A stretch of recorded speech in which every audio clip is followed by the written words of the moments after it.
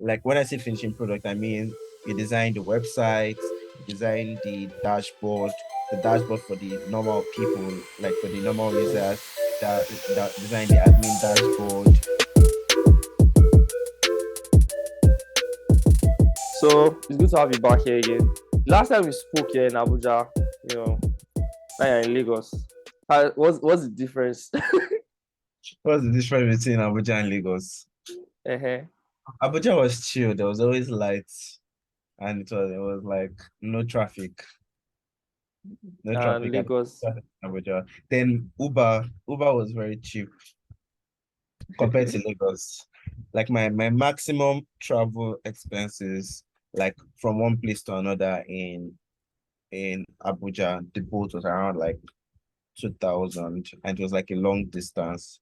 I came back to Lagos and my first billing was already 8,000 from the airport to my Jesus. side.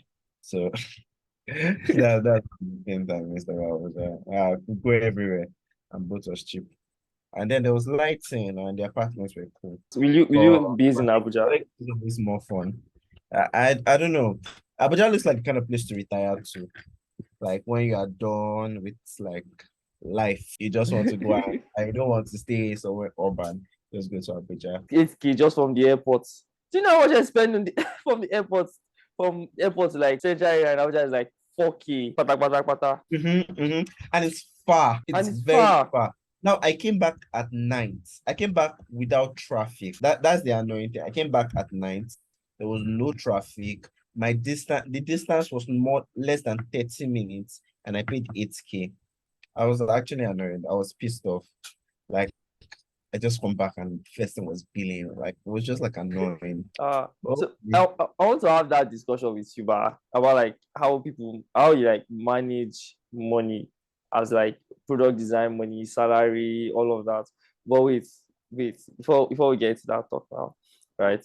So since you moved back, since like the whole holiday and everything, how's your routine be like? Has it changed totally? Has it been the same? I don't know, man. A lot of things changed between when I went to Abuja and when I came back and this new year.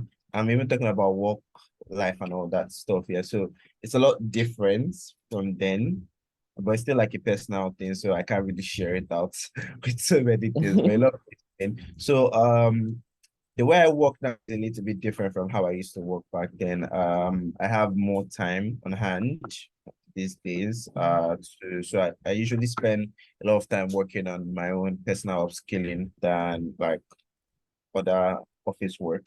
Yeah. So, but it's still chill. In your years of product design, between your first year and like now, what period of time has been your most hectic? Now, yes, now. Now, Definitely now. It's definitely okay. And I can say maybe like 2 years ago when I was working for an agency, man, working for an agency is stress. It's stress. It's stress. I was working on like 3, 4 projects at the same time, and everyone um, required.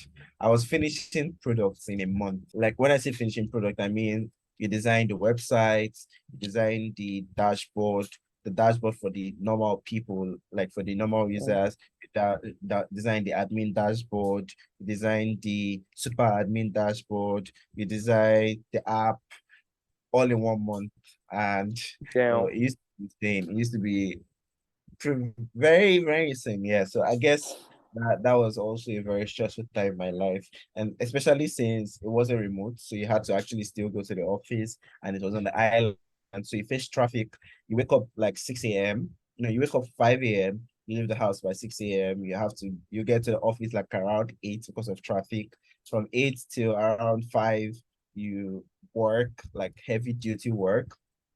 From 5, you are thinking about leaving, but you cannot necessarily leave because you are trying to beat traffic. So if you do not leave by that 5 on time, you are leaving somewhere around 7 so that traffic will reduce. So from 7, you are getting home somewhere around like 9, 10, 11, depends on how traffic can be at that day. So 11, you've not finished some of the work you were supposed to do and you're supposed to like show a couple of things. So you work sometime into like the nights, let's say by 12, 1. Then from 1 o'clock, you are sleeping to wake up by 5 again. I don't want to say I like toxic environments, but I've never had that kind of experience. Like when CEO is on my back or like the whole company is on my back, be like, finish these three things at the same time. Nah, you have to. There's a lot of a lot of stress in that one. I mean, sometimes to be chill, yeah. Sometimes it's chilling, but man, you can't think about doing like those kind of projects at the same time, man. You are moving from e-commerce to fintech, not fintech anyway, but like a little bit of fintech. You're looking at legal. So you're reading so many documents, you are trying to understand the flows on different ends, you're working with different product managers, everybody's requiring something from you. It gets a little bit hard. Process, was it like something you learned from all that Yes, heavy I work? learned. Or Yeah, I learned. Number one, that I'm never going to the office. Remote work now. Like I am not going to be going to the office on the island. That's one thing I learned. Number two is that I'm not doing any agency work that requires me to do all this stuff. I can work for an agency where there's a good product development life cycle, yeah, where okay, we spend time on a lot of good processes. We try to understand the market. I mean, it wasn't a startup, so there was no need for that. But then, you know how agencies are, they get a lot of contracts. Some people lie that, oh, they'll be done in like 2 months so that they get the contract from another person. And now, because somebody has said it'll be done in 2 months, you want the contract in nothing, and you'll be done in a month. So those ones now favor you more. So there's a little bit of that line up and down here. Or you tell somebody that, oh, we've already built something similar to that, or you just need to do is just come and buy the product and sell it into your end. Then they'll now come back and tell you, oh, let's build this thing, no, no, no, no, no, so that we can sell to the client and all that. So there's a little bit of that, and I learned how those things work. Yeah. So I can't go work for a company like that anymore. Like an agency where there's so much pressure. That's one of the things I think I took out. But then it was really fun. I got to make my closest friends, or some of my closest friends that like because we all passed through that fire, and I think it really helped us because you have to like ID it very fast and all that stuff. So it really helped us like come up with concept as very fast as possible too. So I guess that's about I met some of the best people that like I'm in contact with right now, and it was really fun. Yeah, I guess it was fun when you look at it sometimes, but then that stress was it's not worth it. product designers as well. Yeah, And product designers. The greats, like people like that's Chris Adolphos. I met people like Charles, that's the founder CEO of Spire. I met soft dev, sophisticated dev. I call him soft. I met a couple of great designers, Larry, Wisdom, very, very awesome designers, Emmanuel. among all these guys you just mentioned, all the people you've met so far, which like person's growth that have you can you say like this guy? I know many of them are like they're your guys now, but which person's growth really like this guy's growth has inspired you really heavy? I can't say. I can't say. There's one exactly that actually inspire. They all inspire me in different ways. Emmanuel inspires me in the way he lives his life. Like I want to be that guy. Like he just travels around, enjoys this, goes around doing. I really love this. I mean, I like the way Soft is very sophisticated. Dev is very good at pricing. Like that guy, he has confidence on a level that I wish I had. Like if I have that kind of confidence to charge the kind of prices that he charges, man, maybe I'll be sneaking rich by now. Like I really like the guy. I love his understanding of how things should work, and he's very simplistic in his way. Chris is an idiot, but I really like him a lot. I'll say he's one of the people that really inspire me sometimes because he has a particular drive that I do not have. Okay, he's very driven in that passion, or I don't even know if it's passion so but he has energy. Like when someone says energy, yeah, that's Mhm. Chris. Stuff is more chill, like okay, it takes days, it doesn't allow anybody rush him, it doesn't do anything. You can't tell him that, oh, this is the time that he wants him to do it. If he's not going to do it in that time, he'll tell you that he's not going to do it in that time, and if you don't want to hear what, that's your own. That's so. But Chris is the kind of person that will be like, I can finish this as very fast as possible. Whoa, I will do this, I will do that, I will learn this, I will learn that, I will upskill this, I will read this, and it's all like so many things that I'm like, yo, dude, what are you on? What are you on? You understand? Chris is very knowledgeable in business, he's knowledgeable in design, he's knowledgeable in very different areas of life. So I really Larry is very chilled. APR is a very great designer. Wisdom is also a very good designer. So I mean, everybody that I have contact with as designers inspire me in one way or the other. So I don't really say there's one person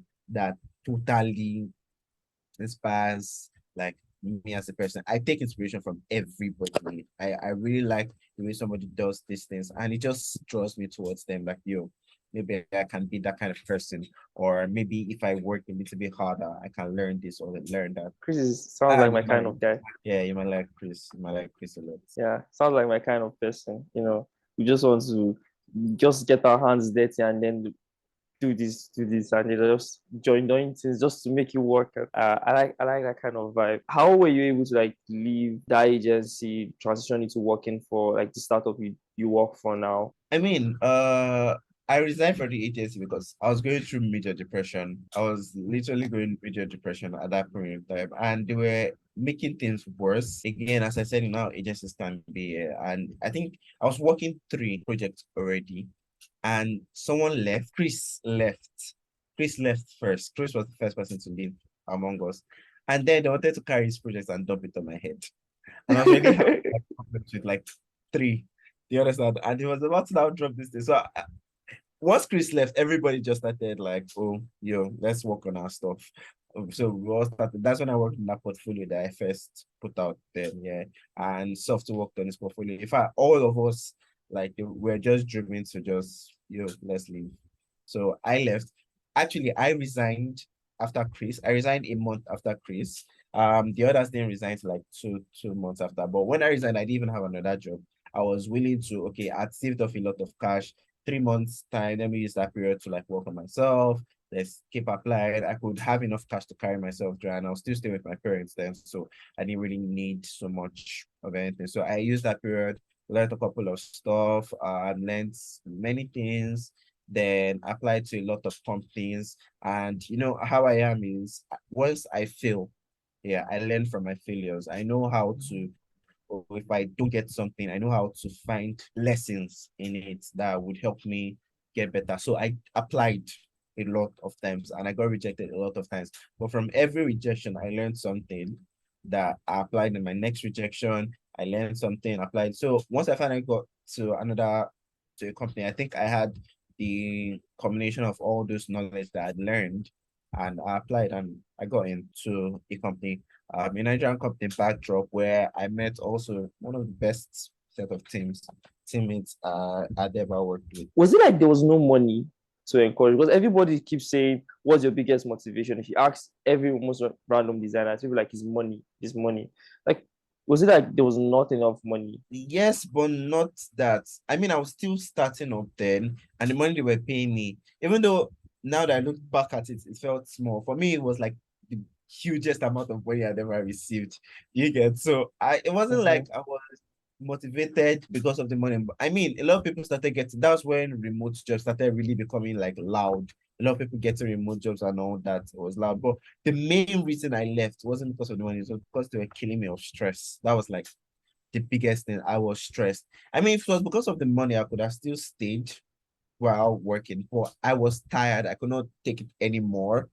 I could not take it anymore. I could not take the load of work that I had to do. So I just resigned. Like I didn't care about being paid at that point in time or anything. I just wanted to be done with that stress, and I kept applying out to other companies. What case do you think the money would be worth the stress? Like, how much would be worth so much stress? I don't know. I think this is where I take in Soft's ability, like Soft's sophisticated dev. When I say soft, I just mean sophisticated Yeah, dev. yeah, yeah. When I think this is where I take him his own part of way of life, where for him no money is enough to stress him. If it starts stressing him too much, you always find something better. So it's just like nah. For me right now, I don't think there's huge money. Like once it starts, I mean, there's a threshold. Yeah, I Yeah. can. But once it starts passing that threshold, I don't know if I can stay. I have a huge stress threshold. Yeah, I can take stress for a period of time. Mhm. But once it passes that threshold, where I start feeling it affecting me, like mentally really much, I don't think I'll remain in such a company. You are the agba, like you are our Oh, agba bro. here. I can't see myself as an Agba till I hit like 10 years. There's so many things I still lack that I want to really get good Like at. what? Like what? I mean, even I don't even know how to explain. I think I compare myself to a lot of greats, a lot. Mm-hmm. And when I see what I don't know and I see it in them, it just makes me realize that there's still a lot of things to learn. Like even from my current place of work here, I'm working with an actual Agba in the design space, Tola Alade. And when I see some of the things he knows, and I'm designing and I bring my work to him for him to review and he points out some certain things, it just makes me realize that there's still a lot Like I could what? learn.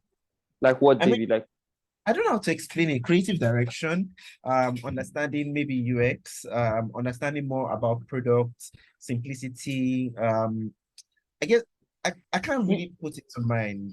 will you say I mean, something there are like definitely a lot of spacing? things I know. I definitely a Uh-huh. lot of things I know that junior designers will not know, yeah. But and I understand that, but then there's a lot of things that I do not know that I can't use it to say I think that's one of the major reasons why I don't even give like talks on a lot of things because I look back and I'm like most of the things I know are pretty much what everybody knows. That's how I feel a lot of times. So Okay. I feel like whenever they ask me to give talks on something, I'm like, will I just go and see something that everybody already knows? Is that even making sense or anything? It just feels like it's common knowledge. Most of the things I know they're not really high level things. That's how I feel a lot of times, yeah. Although I know it's a little bit of bias, like it doesn't make sense because I know there's a couple of people, yeah. I have talked with some people and some of the things that I know they don't know. You understand? Like when they come one on one to ask me for some certain kind of like okay mentorship on something or you need an advice doing some things and I give my advice and it's like oh it really helps them, yeah, and I get that maybe my experience also allows me, but like sometimes I just look at it like nah, there's a lot of things I need to know for me to say I'm like an Give me advice. an instance. David, give me an instance.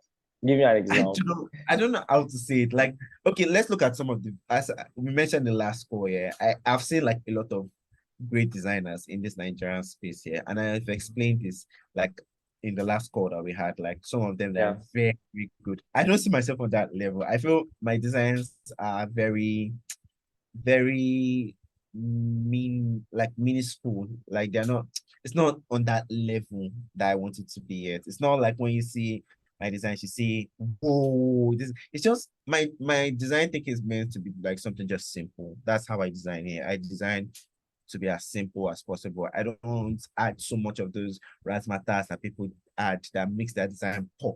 If you see my design and you see something like that, let's say, let me look at somebody that has designed something very crazy. Uh, who can I point as a product designer now? I mean, names are coming to my head, but okay, let's say something like Mudia or Caleb. Like in terms of colors, yeah. If Caleb Mm-hmm. should design an interface that has colors and I design an interface that has colors, it's own pop more because he has a very great understanding of what colors are. If I should design a poster and Barry designs a poster, Barry's design will always come out great because Barry is a very great visual artist. If I should design a brand and let's say Chisa designs a brand, Chisa will pull out more because he's a very good brand designer. If I should design emotion and someone like Rog design something for motion, it will come out because it's a very good. So I just tend to see like But myself as very average. I okay, don't know. but David now. Yeah. So you know that people reach out to you for mentorship, right? And that is because they have seen like you being good at something. I think it's easy for junior designers like to get into their head. Like sometimes I get into my own head and I'm like, this thing is awesome, this thing is good. And then after like 2 months, 3 months, I'm like, so this is what I was using to make mouth on WhatsApp. I'm like, this shit. So now, and I know a senior designer will probably look at it and see through it. This is not good, but they will not say. I've seen that. Even me, I've done that for a couple designers. You know, when they come up to me with their work, I'm like, yeah, this is good. You know, I'm seeing the errors, I'm seeing the mistakes. I'm like, yeah, this is good. You should learn this, learn this. I'm like, but yeah, you're fine right now. So in terms of Yes, sir. like the most popular mistakes that people do, right, as designers? That's quite hard to define because design is really all this combination of everything that makes it like really pop out. So I really can't say, oh, people are not very good at their typography, or people are not good at their spacing, or people are not good at. I don't think there's a way to really define that. I mean, it's a combination of all these things that really makes the design work well. Somebody might have very good typography, but don't know how to use it in terms of skill. Somebody might have very good color, but not have the right contrast that make them work. So I really can't say there's one area where a lot of people make mistakes, and I just think people really need to spend more time on every form of these basics and keep improving on each and every one of them daily till like they know they've gotten a very good understanding of it. Even me right now, I'm still focusing on a lot of these basics because I think that I've forgotten a couple of these things, and going back to some courses that I've applied for. Yeah, I'm learning a lot of things that I knew but tended to forget over time.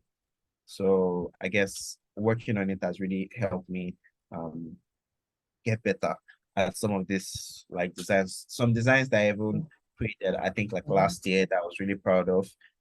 Now on having been like armed with the knowledge that I have now, I look at it and I just see, oh, this could have been better in this way, or if I had notched this a little bit, or if I reduced this gray color, it would really have popped out. Maybe if I took out this border.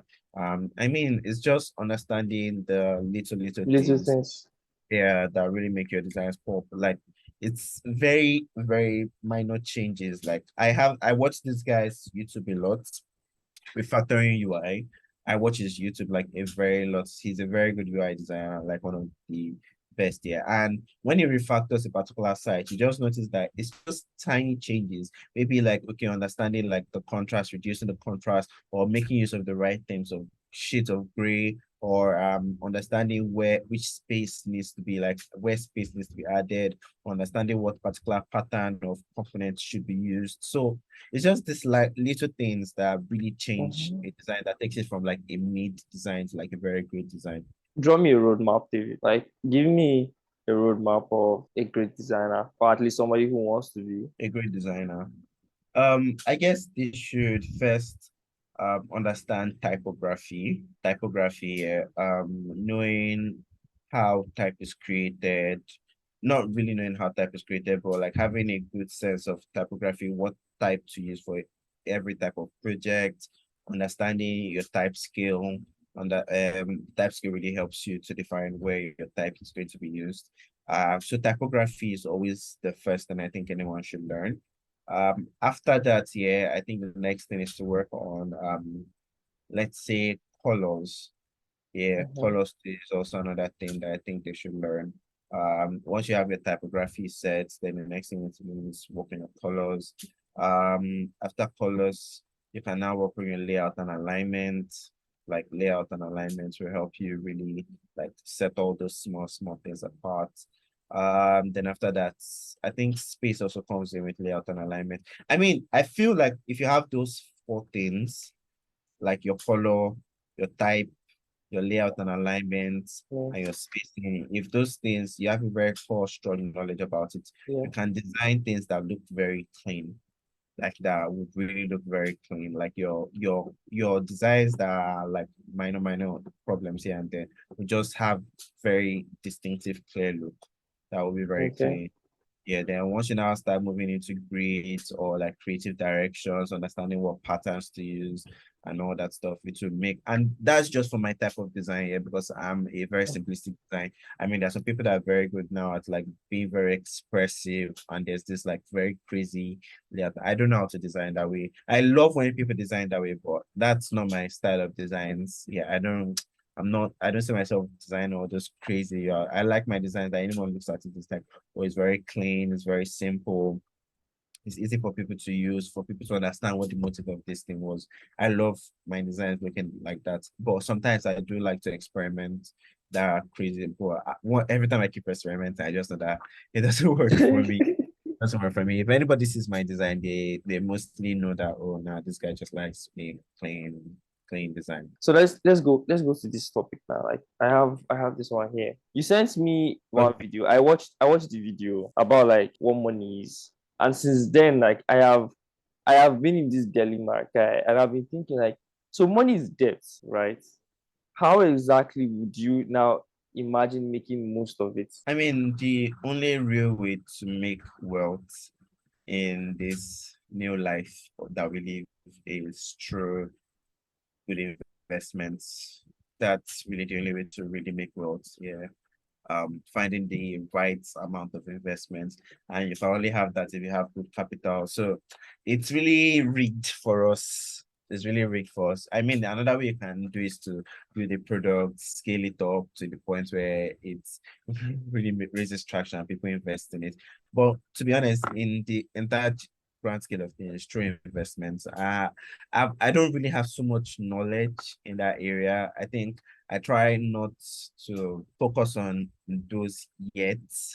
Yet, I mean, I have a small understanding, but I'm not that kind of person that I can take big risk yet because I'm never earning like a huge amount to try and like do that. Maybe when I'm in like let's say 10,000, 10,000 every month. I can now start thinking about investing. But yeah, people invest. I mean, like just small, looking at maybe doing like small angel investments or investing in stocks or like Rise Vest and all that stuff, investments in stocks. But then Yeah. all that very, very small amounts. I really don't think you can make so much huge money. You have to have money to make money.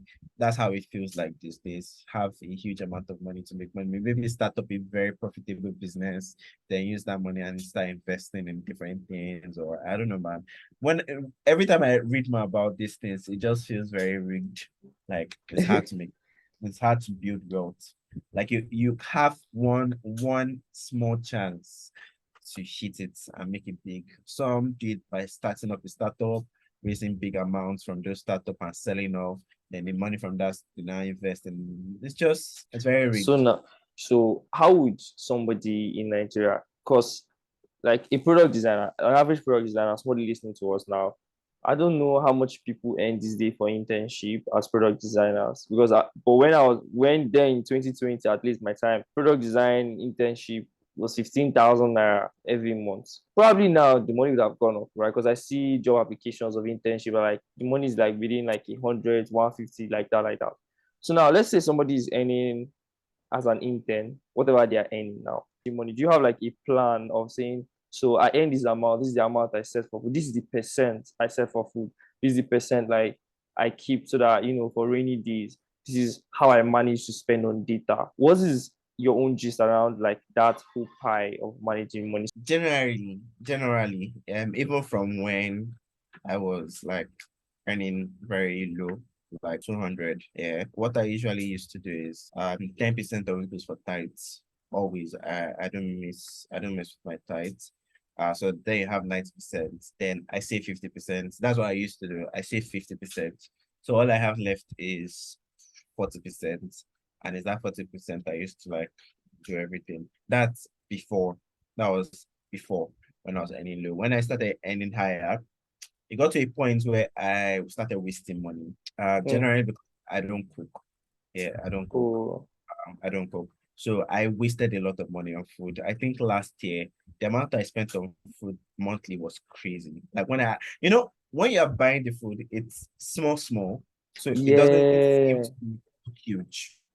But Mhm. like when you now finally calculate actually how much you are spending, like as a total, it just hit me that I was wasting a lot of money on food. So right now I have a plug that I just send money to and they bring food for me like one every day. Then in the afternoon or night, I just use either cereal or I take fruits. That's how I save money on food. I have a set budget for internet. I have a set budget for family, and I send home every month.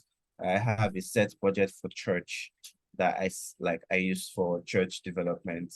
Yeah. I save a huge amount of money. That is what's currently lasting me through some of these rainy days.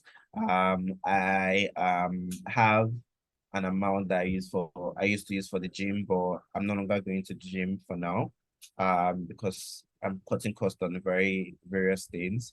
But yeah, I had a budget that allowed me to I was able to save 30% every month, then 70% for use. How does your savings look like? Like, what's the highest temptation that allows you to spend more money? Gadgets. And most of the time, the gadgets are not necessarily because I see it, I like it, I buy it. Yeah, it's mostly because of need. So it's only when I really need it, like I really need it, like then I buy it. I bought my inverter because the light here was very shitty.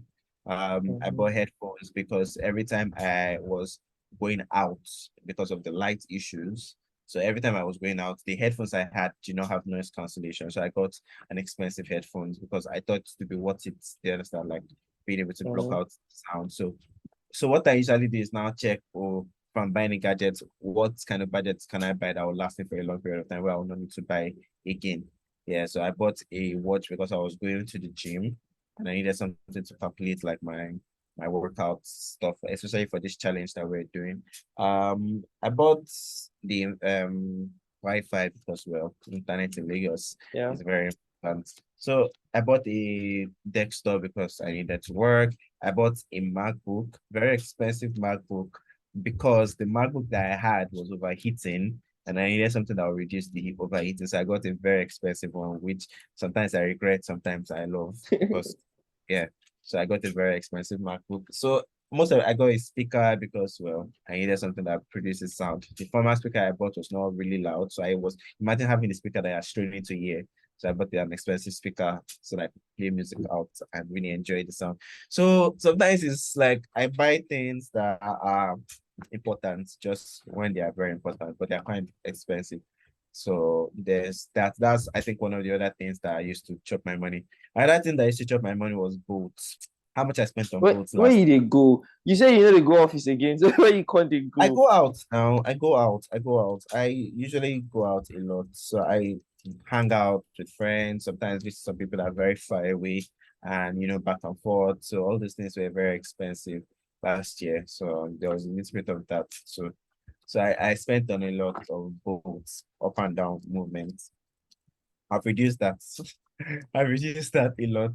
I've even started entering keke too sometimes because no, no, no. I found a cheap trick.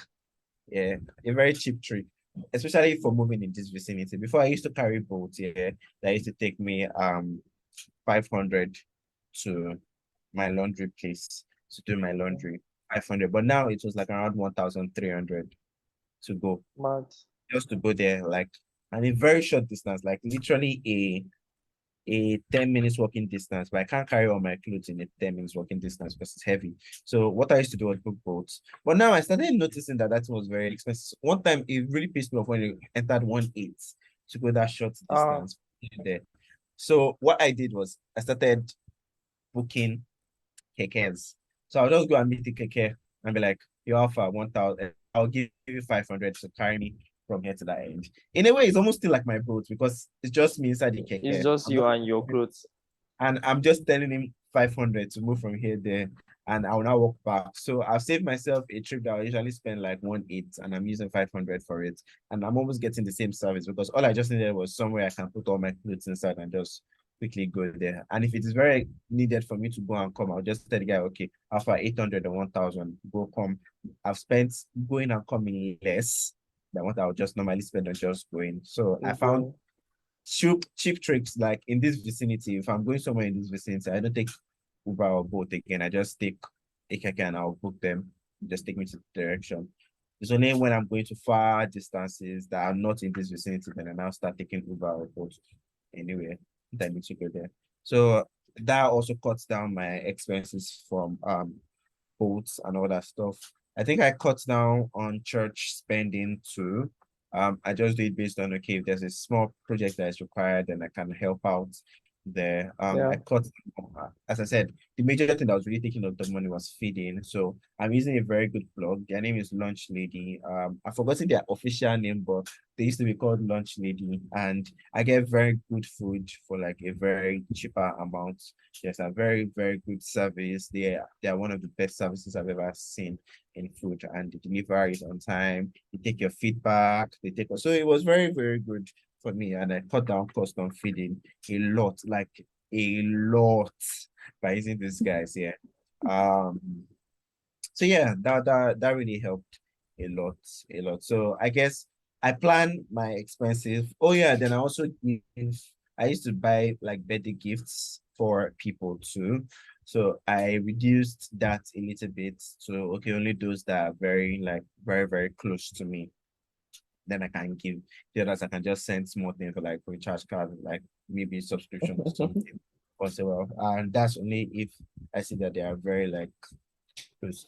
Then loaning also reduced. I stopped loaning out cash because a lot of people default and they waste time in default. Yeah. So reduce my loaning out of cash to people also.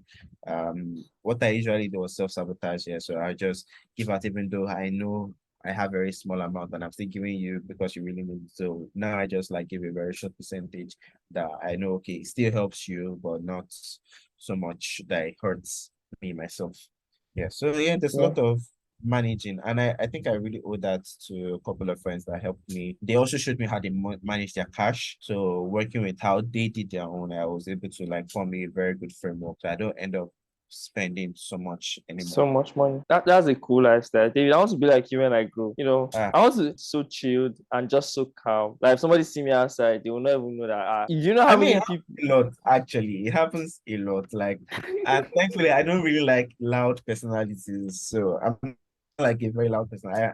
On Twitter, I'm not really that kind of person that talk Exactly, so exactly. much on Twitter. So a lot of times, yeah, when we go to very huge design spaces, sometimes it hit it like there's a thing of jealousy. Okay, maybe I should actually start talking on Twitter so that people will know who I am.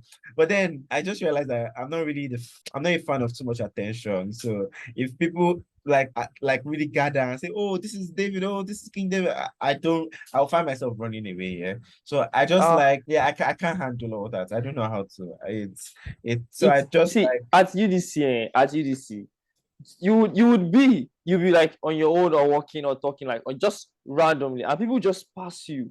And in my mind, and I'm like, do you guys know this guy? And they just pass. And then they just go to meet one, and there's one other designer somewhere that's like really popular, and everybody's like collecting his contact or trying to chat with him, like really meeting. And in my mind, I'm like, if they tell you the difference between these two people, it's just Twitter followers, honestly. uh it happens. It happens. I'm not really a fan. I think one reason why I realized that I was not a fan of it was when I went to speak at a conference. That was at Ilorin, Atlassian Ilorin, and by the end of the conference, it was very good. Yeah, and a lot of people rushed me. David, can I get your contact? And I felt overwhelmed. So imagine like doing that every time and going out every time I'm every having time. that kind of tension. It just made me realize that I see all these Twitter followers and all that stuff. It's not my thing. I don't know how to handle it. I don't know how to go to a place and I can't just chill or just go meet. I mean, it happens sometimes where I go to a conference, like all these tech conferences, and people just look you or just pass you by and all that. But then it doesn't at the end of it though, I just realized that nah, I'm not really into all this. I'm not really into all this. I mean, I want to just be known for my work. I want someone to say, oh, yo, I know this person is very good. Not like Mm-hmm. they want to be me or they want my number and all that stuff. I just want Yeah. to really make an impact in like the design space. That's why I love community or helping out in various places that I think I can help out because that for me is more lasting than always putting out content. Or one reason again I don't like Twitter is the fact that once you start putting out content, people expect you to be perfect and you can't make mistakes. Yeah, And I'm someone that exactly. makes a lot of mistakes, and I'm someone that becomes better because of my mistakes. Because if I make a mistake, I'm able to learn, as I've said before. So in a place where I can't make mistake, I can't become a better me. Yes, I can't become a better David Fayemi. Mm. Because I learned from this. Oh, I have a fight with somebody. Okay, what could I have done that to reduce that fight? Or maybe something that someone says that I'm not doing properly. Like I had a very short conversation. I posted something on my status about some designs, and then I had a conversation with a friend of mine where they were trying to understand my decisions for my font choices, and Yeah. I an example of why I use those font choices because at that point in time I really believed that I use this font sizes based on what I know. But then the person was like, "Yo, this bullshit," and I was completely taken aback. Like, what do you mean by this is bullshit? It was like, "Nah, all your choices they are not consistent. They're not this. They're not that." And I was like, "Okay, are you sure?" And then the person heard me, like he didn't talk again. But Ouch. I went online to go read on okay, maybe what is this person saying? And I learned a lot that okay, yo, some of these things could have been reduced or could have been made better because of greed or something, and I can really make it better. And that's how I improve. Yeah, from this interaction with this person that I mean some people might be very stuck up and be like, no, this person, who are you to challenge me and all that stuff, yeah. But me, I'm more open to okay, no, what exactly did I do wrong? Is there a way to make it better?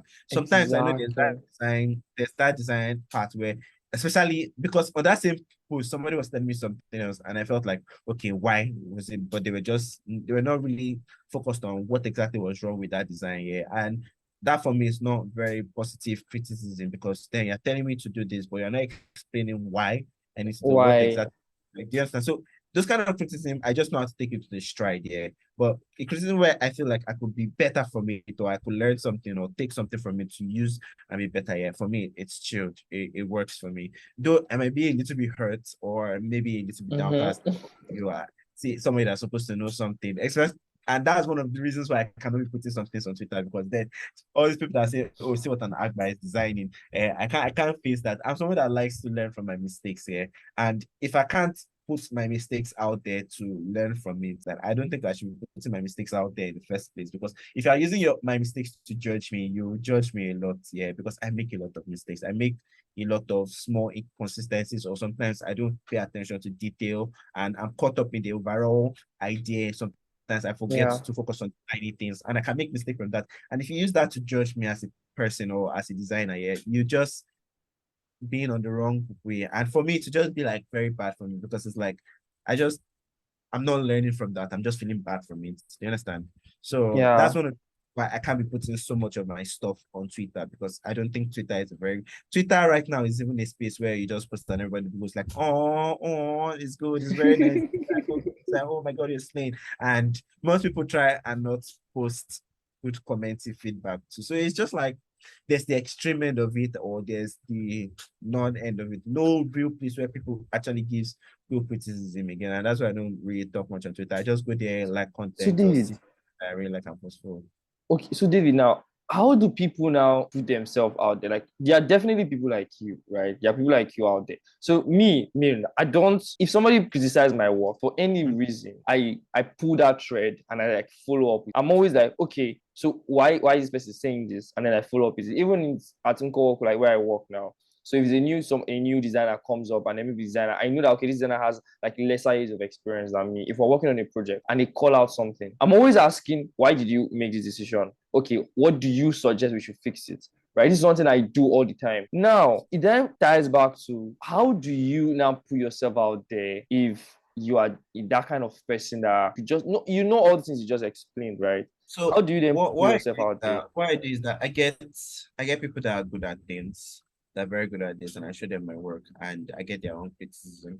And that's what I use. So I get someone that is very good at layout. And if I want to get better at layout, I send my work. So I know it is this person that is actually criticism and getting good feedback from that. Or maybe I know so I have a set of people that I always share my work with, like, oh yo, can you give me what idea? Okay, is this good? What how can it be better? And all that. And I know I'll get something good because I know they are very good at it. So that's how I like improve my own work. I don't put it out there for everybody to just look at it and say, okay, oh, it's good or it's bad, it's bad. But I just send it to specific set of people. And I love the fact that I have a very good network. Yeah. I have a very good network of people that I know that are very good at whatever they are doing. If I have a problem for let's say user research and I need someone to help me look at maybe my research plan or maybe to help me that I'm not really understanding how to do this. I know who to meet. I know who to talk to.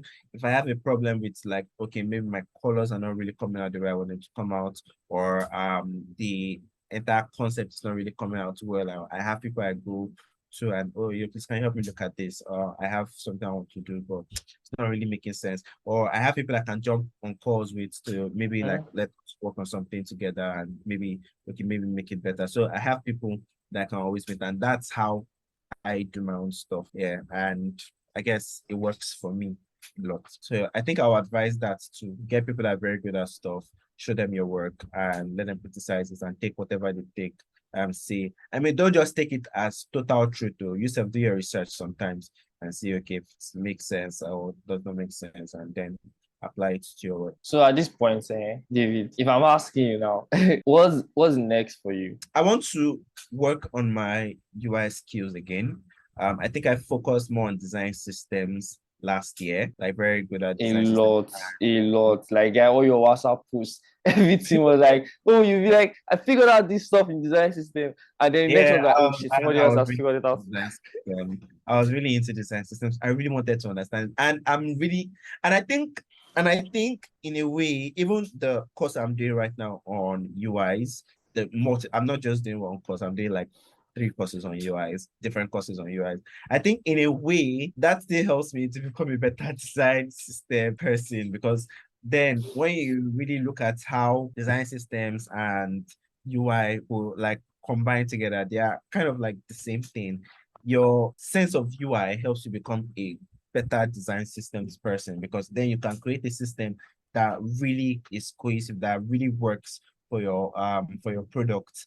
If you don't really have good understanding of how colors or hues are created, when you are creating your design system, you might end up creating like some set of colors that will not work or will not really make your system like really bright. So I guess now that I'm seeing it is still working together, but what right now I want to work on my UI skills, even just the basics. I'm focusing this month on color. Next month I'm going into type yeah, next month I'm really going to type, but this month I've really been, and I've noticed a lot of things that I used to neglect a lot, which was something like my grays. Yeah, I used to neglect my grays a lot. I just use like something and create black, gray, what's this thing, and I Yeah, realize now that ignoring grays was like a huge mistake, because your grays make up like 70% of your designs. Like you barely yeah, it's use true.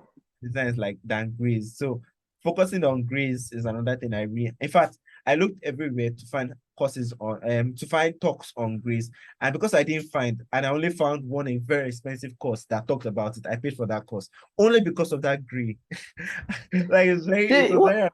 what are they teaching you about gray? Like, what are they talking No, about? I'm serious. Once I had that course, I was fulfilled. Now it's paining me because that was the only thing I wanted to that entire course. Yeah, but now I'm going through the entire course. I'm seeing some other things that I really like. But the only reason why I paid for that course, immediately I paid for that course, I went just like I skipped over 20 lessons. Like I didn't even waste my time with those. I just went straight to that great course. And that great course was like about 1 hour, so 1 hour long. And I watched a lot of things. And the moment I was done, I just felt like, so I paid this amount for just this. But then when I went What's the back name of the to like, course? I know I can't say it was, once I say it, you start whining me about how expensive it is. Uh, Tell me personally. For people that are Okay. listening, sorry, but when you can tell me on WhatsApp. Okay, I'll actually tell you now. It's Learn UI by Eric. Learn UI Design by Eric. Let me see, Eric. I'm trying to remember the full name. I subscribed to his mail, and once I saw it on his mail, yeah, from then I just picked it up and used it. But I subscribed to his mail. Yeah, Eric Kennedy. Yeah, Eric D. Kennedy. So Learn UI Design by Eric D. Kennedy. Yeah, also another course by Hey, Jesus Christ, why did I forget this guy's name? Ew, I'm coming, please. Please, this is like my number one mentor on Twitter right now. The only person I go to a lot of time because it's very open. Reed, yeah, Reed is another Oh, person I that, know Reed. yeah, Reed. Reed is like my savior right now on Twitter, because he's the one I can reach out to like one of the big people that I can reach out to, and I know he is going to respond to me. So yeah, read.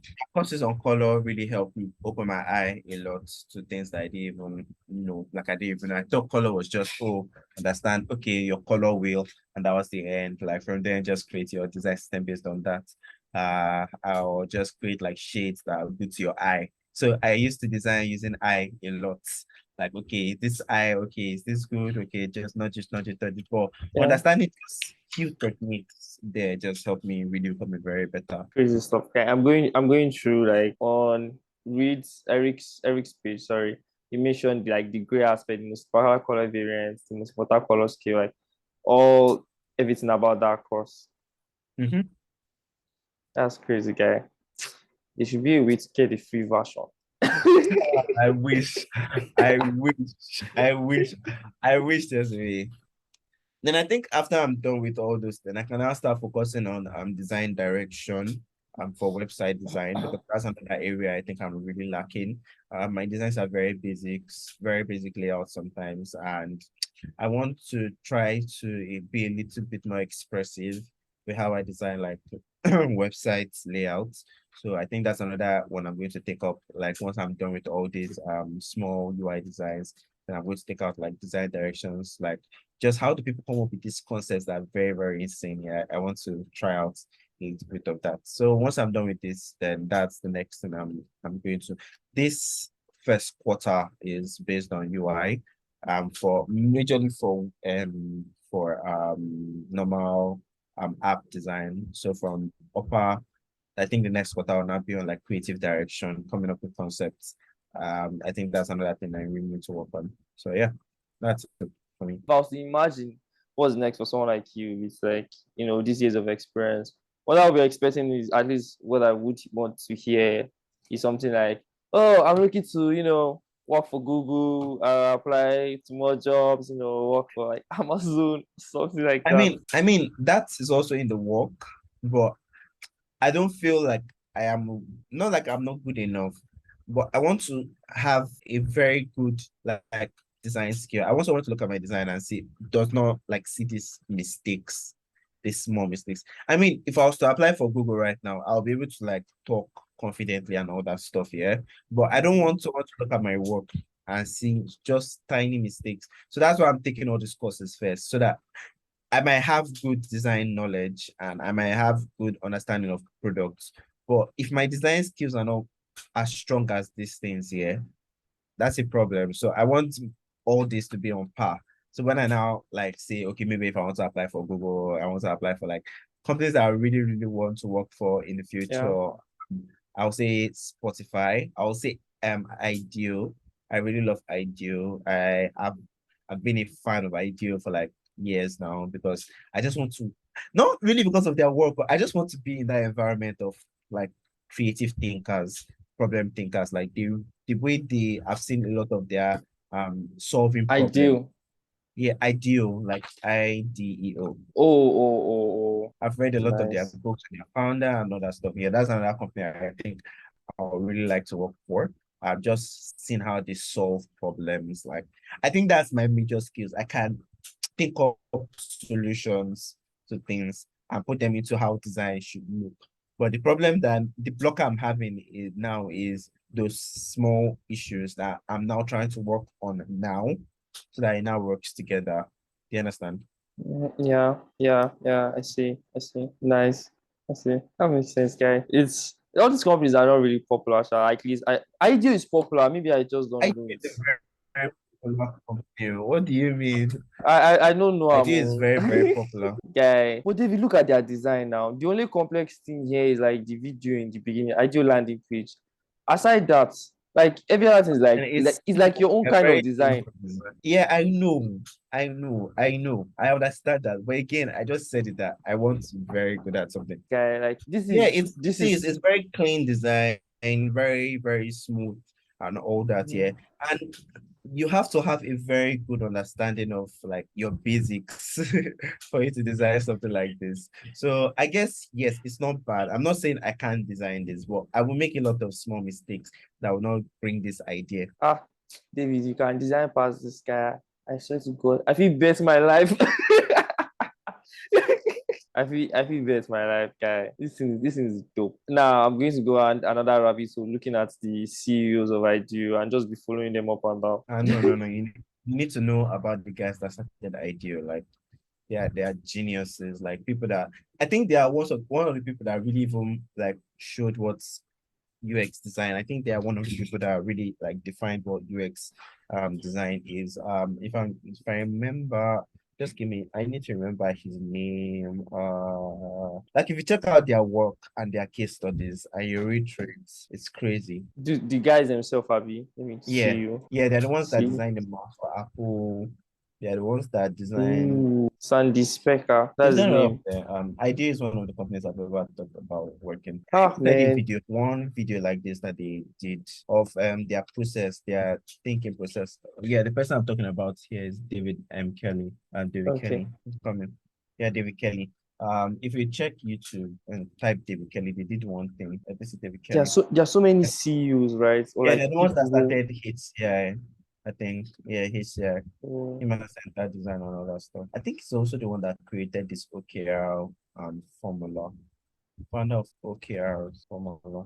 Okay, no, that's Andrew Grove. how you I've think you seen know all these guys, that. David? I've read a lot of videos. I've watched a lot of videos. Sorry, I've watched. I learned about OKRs when I wanted to learn how to like set goals for myself. Yeah, and OKRs was very good in setting goals. But David Kelly's work is one of the ones I really love. Ah, this guy. I don't watch his video now. I have seen this before. Mhm. It's a TED talk, how to build creative confidence. Yeah, to create creative confidence. What I'm looking for is how they created their, I think it was a shopping cart. I think it was a shopping cart video of how, Ooh, I think I've seen that thing. yes, yeah, I've seen it. This is, CBS is a CBS News this thing, right? These guys are geniuses. Silicon Valley, and these are yes, designers at IDEO. yeah, that's it. I'll send it to you right now. Okay. That video blew my mind on how like they really designed. Crazy stuff. I would watch it after this podcast, guy. So David, like this now, we're around, this there's just so much to talk about, so much. Mhm. Tell me books that you are reading right now that you think are really essential as you are growing the next 10 years, because definitely you're going to be here with us. Okay. For UI design, and this is one book I'm reading now, Structuring Design. Ooh. It's just understanding grids and how grids plays out in various mediums, and it's a very helpful book. Then for design thinking is Change by Design by Tim Brown. It really helps open your mind on how to think about solving problems using design. Yeah, those are two Dope books stuff. I am reading now. I think another book I want to read later is another layout book. I've not really found design books interesting. I just read other books aside design. Other books outside design, I think one book I was reading was Shoe Dog, which is like the founding father of Nike. Oh, Just history of how we started the business. Yeah. there's so much to read. There's so You much to just read. Guys, There's there's so so much. much to read. There's so much to You just read. hear some books and you hear the gist about the book and you be like, damn, you should just I carry all this knowledge and just put it inside my head.